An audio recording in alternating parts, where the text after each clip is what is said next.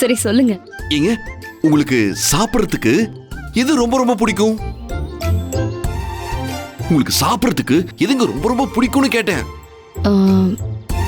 சாப்பிடவா? ஆமா, உங்களுக்கு ரொம்ப ரொம்ப பிடிச்ச சாப்பாடு ஐட்டம் அது எதுன்னு சொல்லுங்க.